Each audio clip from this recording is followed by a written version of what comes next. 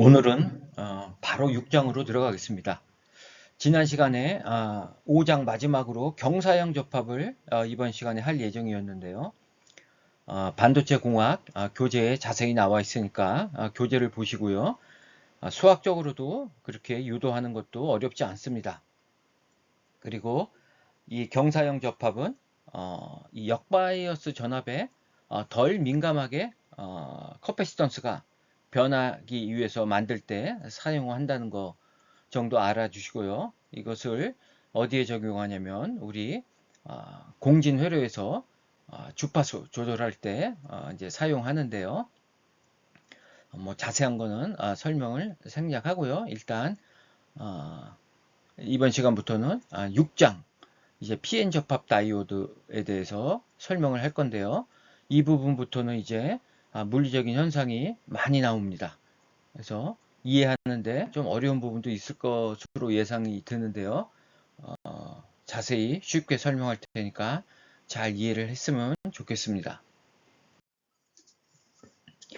자, 이번 시간에는 이제 PN 접합 다이오드의 이상적인 전류 전압 관계를 얻을 겁니다. 그것을 위해서 여러 가지 좀 작업이 필요한데요. 먼저 4가지 가정을 할 겁니다. 그 전에 우리 앞에서 배운 것들 한번 잠깐 요약을 해볼까요? 우리 이렇게 PN 접합에서 순방향 전압이 걸리면 전자들, 양공들이 공핍층을 가로질러서 각각의 중성 영역으로 들어온다 그랬죠. 자, 전자는 이 중성 영역에서는 일렉트릭 필드가 제로는 아니라 그랬죠. 그래서 이 중성 영역 깊은 곳에서는 전자의 드리프트, 그리고 이 공핍층 경계 지점, 이 지점에서 전자의 확산거리 이내에 존재하는 전자들은 농도 기울기로 인해서 순간적으로 이렇게 확산해 갑니다. 그리고 다시 여기서 드리프트하고 P형 영역의 공핍층의 경계 지점에 딱 도달하게 됩니다. 그때의 전자 농도를 NP로 이렇게 표현을 한 거고요. 이때부터 이제 전자는 단독으로 확산해 간다. 이때는 NB폴라 전송을 하지 않는다 그랬죠. 이것은 뒤에서 또 수학적으로도 이해할 수 있을 것입니다. 그래서 이 중성 영역을 보면 이 전자의 드리프트, 그리고 양공의 이 확산에 의해서 2가지 전류 성분의 합으로 표현됩니다. 그리고 그 전류는 일정하고, 그래서 주요 전류 성분은 양공의 이제 확산 전류라는 것을 알게 될 거고요. 그 다음에 이 전자의 확산이라는 것은 여기에서 아주 짧은 거리 내에 확산하기 때문에 이 전자의 확산은 거의 무시할 수가 있습니다. 그래서 이 중성 영역에서 전류는 전자의 작지만 전자의 드리프트 전류, 그 다음에 양공의 확산 전류, 그리고 그 방향은 전부 플러스 X 방향이 되겠습니다. 자, 이렇게 이해를 하시면 되고요. 자, 가정을 한번 살펴보겠습니다. 먼저 계단형 접합이다. 즉, 이 접합면에서의 농도 프로파일은 계단형이다. 굉장히 급준하다 그랬죠. 그리고 xn 이꼴 이 지점에서 일렉트릭 필드는 0이라 그랬죠. 우리 지금까지 0으로 가정하고 다 전개를 했는데요. 정확히 0은 아닙니다. 우리 교재에서 상세히 다루지는 않지만 디바이랭스라는 것이 있는데요. 대략 수십 나노메타입니다. 그래서 일렉트릭 필드가 여기에서 무 자르듯이 탁 0이 되는 것이 아니라 지수함수로 아주 살짝 이렇게 감소하는데요. 이 거리가 수십 나노메타, 즉 디바이 랭스가 수십 나노메타라는 겁니다. 그래서 이 디바이 랭스라는 것은 이 공간 전하들에 의해서 형성되는 이 전기장이 미치는 거리, 뭐 또는 전기장이 차폐되는 거리, 뭐 이렇게 정의를 하는데요. 대략 뭐 이 정도로 이해하시면 될 것 같고요. 어쨌든 이 중성 영역에서의 전개는 아주 작지만 존재한다. 이렇게 이해를 하시면 되겠습니다. 그리고 MB 통계를 따른다. 즉 이런 식이 성립된다는 거죠. 비축퇴 반도체입니다. 그 다음에 세 번째, 저수준 주입을 가정한다. 자, 전자가 이렇게 주입이 되면 여기서의 전자 농도는 여기 P형 반도체의 다수 캐리어 양공의 농도보다 10분의 1 이하다. 그리고 전자의 농도는 이 P형 반도체 소수 캐리어 이 농도보다는 월등히 많다. 그래서 과잉 소수 캐리어 농도로 변한다 그랬죠. 그래서 자, 이렇게 썼습니다. 그리고 표기법을 여기서 이제 조금 바꾸는데요. 자, P형 반도체의 다수 캐리어는 P라인양 그랬죠. 그런데 열평형 상태에서 보면 P0라 그랬죠. 근데 이제 이렇게 첨자를 붙입니다. 그래서 이 첨자가 반도체의 유형을 의미하는 겁니다. 그래서 P형 반도체 열평형 상태의 다수 캐리어 양공의 농도, 그리고 요거는 P형 반도체 열평형 상태의 소수 캐리어 전자 농도. 여기도 마찬가지겠죠. N형 반도체 열평형 상태의 다수 캐리어 전자 농도. 이게 ND가 되는 거죠. 여기도 NA가 되는 거고. 그 다음에 N형 반도체 열평형 상태의 소수 캐리어 양공의 농도. 그래서 PN0 이렇게 표시합니다. 그래서 우리 농도곱의 일정 규칙 배웠었죠. NP는 NI 제곱인데 이것은 이렇게 쓸 수가 있습니다. 그래서 소수 캐리어 NP0는 이렇게 쓸 수가 있는 거고요. 그래서 이 지점에서의 전자는 이제 소수 캐리어로 입장이 바뀌었죠. 그래서 그때를 NP로 표현을 하고요. 그래서 이 NP라는 것은 어떻게 표현이 됩니까? 바로 이렇게 표현이 되죠. 열평형 상태의 P형 반도체의 소수 캐리어 플러스 델타 NP, P형 반도체의 과잉 소수 캐리어. 그런데 이것이 거의 델타 NP가 된다는 거죠. 그래서 델타 NP라는 것은 여기에서 요만큼을 뺀 것에 해당합니다. 그렇죠? 그래서 델타 NP 마이너스 XP 요 지점에서는 요만큼 NP죠? 마이너스 NP0. 근데 이 NP0는 매우 작죠? 그래서 거의 그냥 NP는 델타 NP가 된다는 것입니다.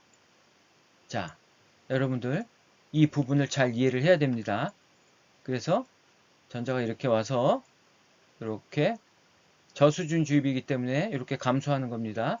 그래서 이제 확산해 가고 양공도 이렇게 와서 여기까지 도달한 다음에 이렇게 확산해 가고 그래서 이제 주요 전류 성분은 바로 요 양공의 확산과 전자의 확산 전류라는 것을 이번 시간에 이제 배우게 될 것입니다. 자, 네 번째 과정은 이런 겁니다. PN 접합 다이오드에 흐르는 전체 전류는 거리에 따라, 시간에 따라 일정하다. 항상 일정하다. 그리고 여기 0, 여기 J를 표현했습니다. 그래서 앞에서도 설명했지만 여기서는 전자의 드리프트 그리고 양공의 확산이 존재한다 그랬죠. 그래서 이 전류의 합은 항상 일정하다는 겁니다. 일정하니까 전자의 드리프트 전류는 이렇게 되는 거고 확산 전류는 이렇게 되는 거죠. 여기에서는 전자의 드리프트 전류가 우세한 거고 그렇죠?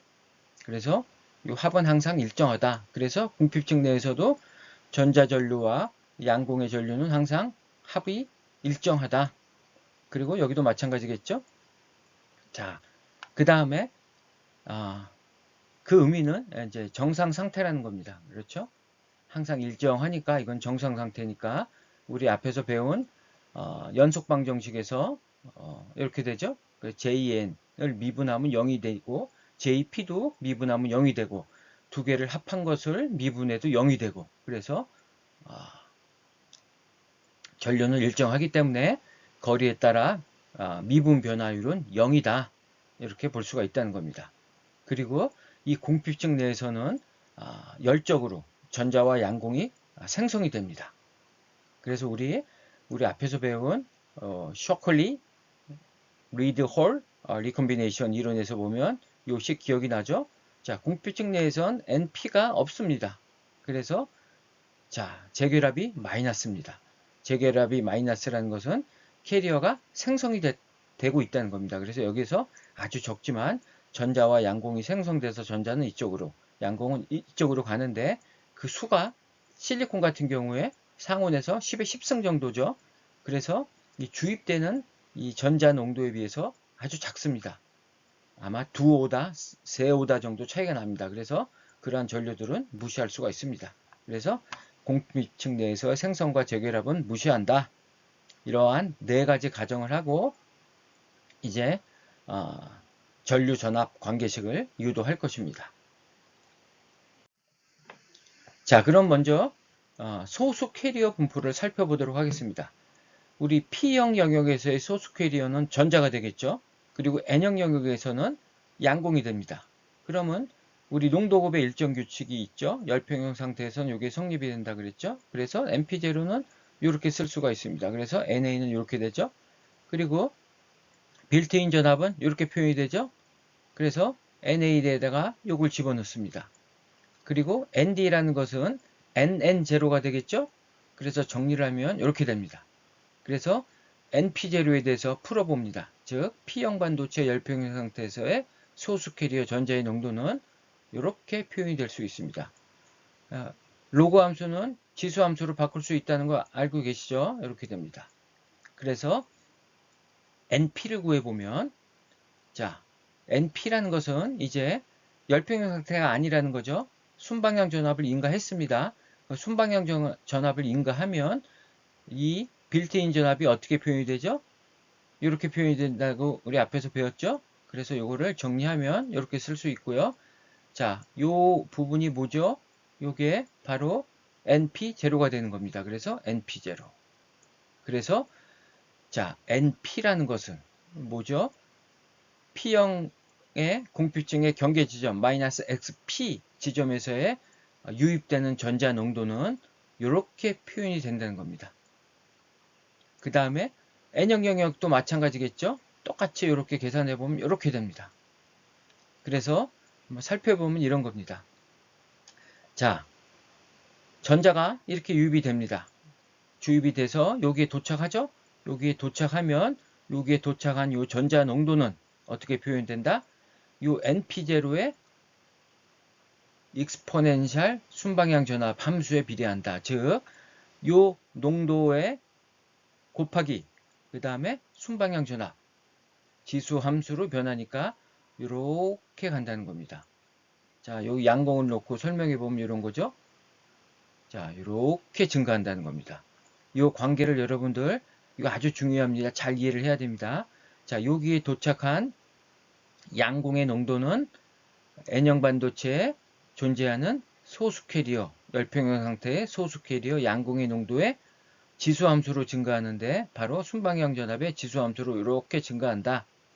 그래서 이 식을 아주 잘 기억해야 되겠습니다. 그리고 이 농도라는 것은 이 소수 캐리어 농도에 비해서 월등히 높죠.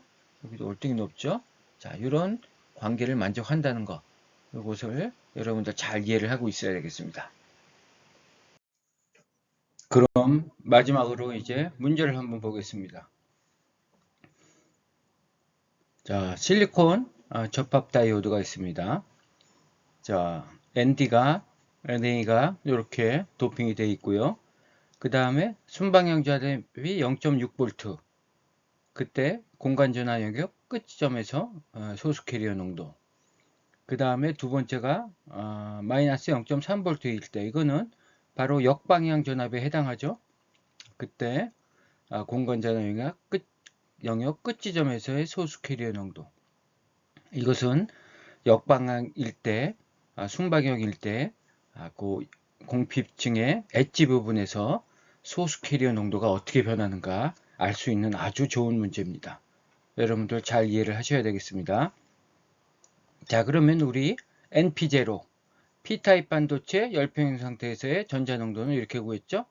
그래서 순방향 전압이 인가된 비평형 상태에서 NP, 마이너스 XP는 이렇게 구했었죠.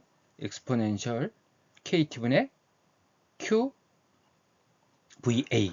그죠? 그래서 이렇게 되고요. 저수준 주입에 해당하죠.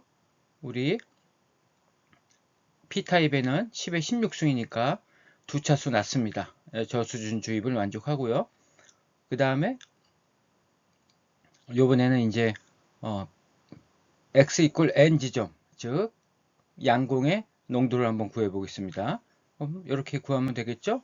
그래서 역시 2.59 곱하기 10의 14승. 이것도 역시 저수준 주입을 만족합니다. 한 차수 이하로 더 낮죠?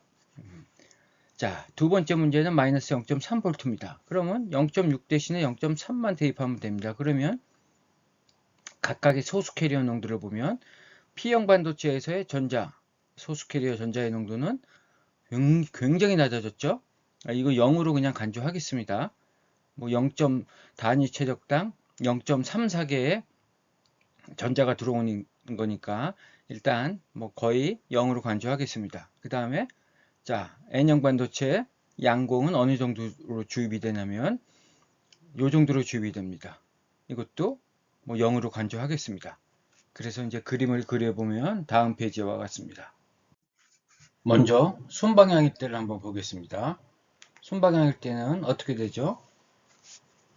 자, 여기서 전자가 이렇게 드리프트해서 이렇게 P형 반도체 공비층 끝단에 이렇게 도착합니다. 이때 농도가 이 정도가 되고요. 그래서 이 농도는 어떻게 표시해야 된다 그랬죠? P형 반도체 소수 캐리어 전자 농도의 지수함수로 증가하는데 이 순방향 전압의 지수함수로 이렇게 증가한다.